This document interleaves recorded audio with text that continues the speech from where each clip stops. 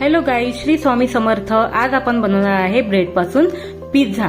हा पिझ्झा लहान लेकरांसाठी वृद्धांसाठी अतिशय छान आहे, म्हणजे आवडीने खातील आणि करायला अगदी सोपी, कमी साहित्यामध्ये हा होऊन जाईल। तर साहित्य बघूया। सर्वात आधी आपण चीज घेतलेला आहे, त्यानंतर इथे टोमॅटो चिरलेले आहे बारीक, कांदा चिरलेला आहे बारीक, तुम्ही बटरही घेऊ शकता, मी ते तूप वापरलेलं आहे, चिली फ्लेक्स घेतलेले आहे, टोमॅटो सॉस घेतलेला आहे आणि अर्थातच ज्या ब्रेड पासून आपण पिझ्झा बनवणार आहे तो ब्रेड। आणि या पॅन मध्ये हा आपण पिझ्झा बनवणार आहे, नॉनस्टिक पॅन आहे। त्यानंतर बघा मी असे चीजचे छान बारीक काप करून घेतलेले आहे, जे की आपल्याला याच्यावर स्प्रेड करायचे आहे। तर सर्वप्रथम पहिली लेअर आपण इथे छान टोमॅटो सॉसची किंवा पिझ्झा सॉस जर असेल तर पिझ्झा सॉसची तुम्ही लावू शकता। मार्केटमध्ये पिझ्झा सॉसही अवेलेबल आहेत, स्पेशली पिझ्झासाठी वापरले जातात।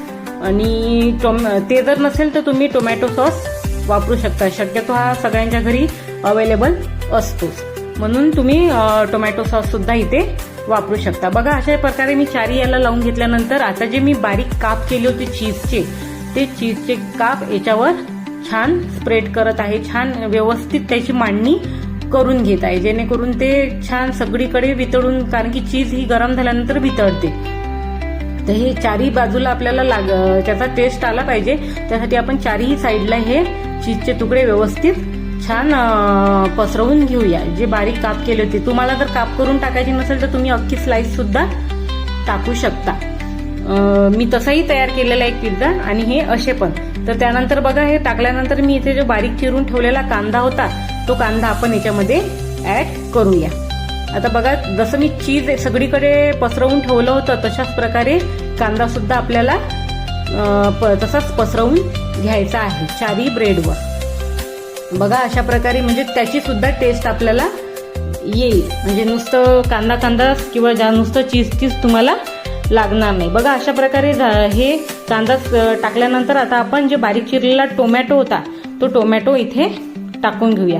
आता हे काय, तुम्ही ते बारीक बारीक काप केलेले आहे, तुम्ही छान जाडे जाडे काप सुद्धा करू शकता, जसं मार्केटमधल्या पिझ्झा मध्ये असतात तशा प्रकारे। आता आपण घरगुती करत आहे म्हणून बारीक चालून राहतात। तर बघा अशा प्रकारे मी हे टोमॅटो छान याच्यावर स्प्रेड केलेले आहेत। तर अशा प्रकारे हे आपले चारी पिझ्झाचा बेस पूर्ण तयार झालेला आहे। आता याच्यावर थोडेसे चिली फ्लेक्स आपण टाकून घेऊया, म्हणजे त्यांनी थोडंसं तिखटपणा येईल, त्याला जो स्पायसीनेस ते म्हणतात तो येईल आणि टेस्टही छान लागेल।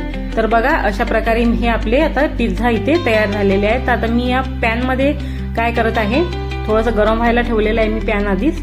तर तिथे मी थोडंसं बटर असेल तर बटर, मी ते तूप वापरलं आहे म्हणून मी ते तूप लावून घेत आहे, म्हणजे त्या ब्रेडची आपली खालची साईड आहे ती छान शेकल्या जाईल आणि क्रिस्पी होईल आणि खायला पण छान लागेल। तर अशा प्रकारे मी हे छान पसरवून घेते याच्यावर तूप, आणि त्याच्यावर आता आपण याच्यातले 2 स्लाइस ठेवून देऊया। आता बघा हे ठेवल्यानंतर काय करू आपण की 5 मिनिटं याला, आणि एकदम बारीक फ्लेमवर हे ठेवायचे नाहीतर जळण्याची शक्यता असते। आता हे 2-3 मिनिटं समजा आपण झाकून ठेवूया आणि नंतर हेच ब्रेड एकामेकावर सँडविच सारखे ठेवून देऊ, म्हणजे ते डबल मजली पिझ्झा तुमचा तयार होऊन जाईल। बघा अशा प्रकारे। तर हा आपला पिझ्झा तयार झालेला आहे, ज्या 2 स्लाइस मी टाकल्या होत्या तर त्याचा हा असा पिझ्झा तयार झालेला आहे। तर रेसिपी तुम्हाला कशी वाटली नक्की कळवा आणि लाईक आणि सबस्क्राईब करायला विसरू नका। श्री स्वामी समर्थ।